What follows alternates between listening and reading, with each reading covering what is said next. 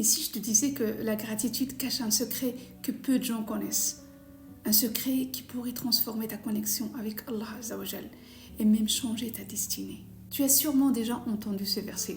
وَلَئِنْ شَكَرْتُمْ لَأَزِيدَنَّكُمْ. Si vous êtes reconnaissant, alors je vous accorderai davantage. Mais as-tu déjà prêté attention à un détail? Allah ne précise pas quoi il va augmenter. Beaucoup pensent immédiatement à la richesse, la santé, la réussite.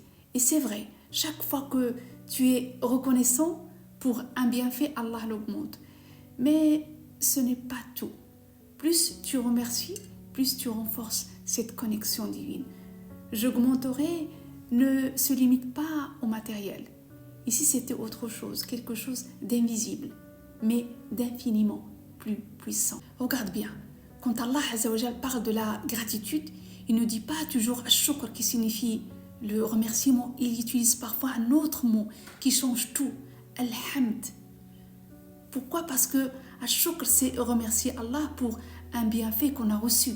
Mais al-hamd, c'est beaucoup plus profond. C'est reconnaître la perfection absolue d'Allah, même quand on ne comprend pas ses décrets. Et maintenant, écoute bien ce passage du Coran. وَقُلِ الْحَمْدُ لِلَّهِ الَّذِي لَمْ يَتَّخِذْ وَلَدًا. Dis Alhamdulillah à celui qui ne sait pas attribuer d'enfant. Tu vois ce verset, il ne parle pas d'un bienfait matériel, mais d'une vérité divine absolue. C'est là qu'on comprend la gratitude en islam n'est pas juste un réflexe quand on reçoit, mais c'est une clé pour voir Allah au-delà de ce qu'il nous donne ou nous reprend. Il existe un lien entre la gratitude et un nom d'Allah Azza wa Jal. Le nom Al-Wahhab, celui qui donne sans limite, sans contrepartie.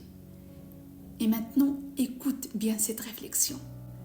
La gratitude ne fait pas qu'attirer des bénédictions. Elle change ta perception. Allah augmente quelque chose en toi, ton ouverture au don divin. C'est comme si plus tu deviens capable de recevoir et plus tu remarques les cadeaux qu'Allah t'envoyait déjà, mais que tu ne voyais pas. Et si la porte qui t'attendait n'était pas devant toi, mais en toi, peut-être que la clé était déjà entre tes mains.